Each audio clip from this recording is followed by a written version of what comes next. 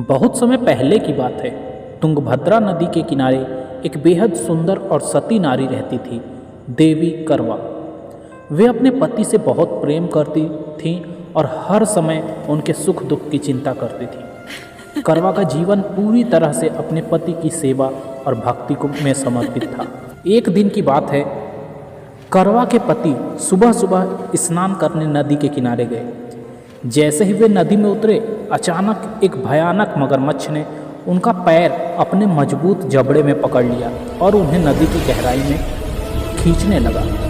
पति दर्द से चिल्लाने लगे, करवा मुझे बचाओ, मगरमच्छ मुझे खींच रहा है। करवा ने जब ये आवाज़ सुनी तो वे घबराकर दौड़ती हुई नदी के किनारे पहुंची। वहाँ का दृश्य देखकर उनके होश उड़ गए। सामने उनके पति का पैर मगरमच्छ के मुंह में था और मगरमच्छ धीरे धीरे पानी के अंदर खींच रहा था। पर करवा हिम्मत नहीं हारी। उन्होंने अपनी साड़ी का पल्लू कसकर संभाला और भगवान का नाम लेकर नदी में उतर गई। उन्होंने तुरंत ही एक कच्चा धागा निकाला और अपने सतीत्व की शक्ति से उसे मगरमच्छ को पास के एक पेड़ में बांध दिया। सबको लगता था कि वह धागा तो पानी में तुरंत टूट जाएगा, लेकिन करवा का सतीत्व इतना दृढ़ था कि वह कच्चा धागा जरा भी नहीं हिला। मगरमच्छ चाहे जितना छटपटाया पर धागा नहीं टूटा। अब मगरमच्छ और करवा के पति दोनों के प्राण संकट में थे। तब करवा ने यमराज को पुकारा और कहा, हे यमराज, इस पापी मगरमच्छ ने मेरे पति पर हमला किया है। इसे तुरंत मृत्यु दंड दीजिए और मेरे पति को जीवन दान दीजिए। यमराज बोले, हे सती स्त्री, मगरमच्छ की आयु अभी पूरी नहीं हुई है, इसलिए मैं उसे मृत्यु नहीं दे सकता। और तुम्हारे पति की आयु समाप्त हो चुकी है, इसलिए मैं उन्हें जीवनदान नहीं दे सकता। यह सुनकर करवा का चेहरा क्रोध से लाल हो गया।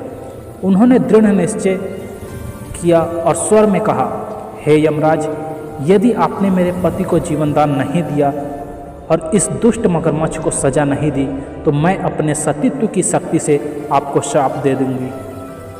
करवा के तेज और सतीत्व की शक्ति देखकर यमराज भी कांप उठे।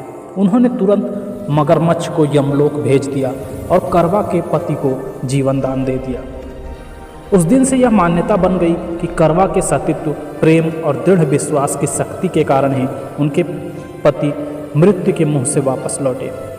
इसी घटना की याद में सुहागिन स्त्रियां करवा चौथ का व्रत रखती हैं। वे पूरे दिन निर्जला उपवास रखकर भगवान शिव, माता पार्वती और करवा माता से यही प्रार्थना करती हैं, हे करवा माता, जैसे आपने अपने पति को मृत्यु के मुंह से बचाया था, वैसे ही मेरे सुहाग की रक्षा करना।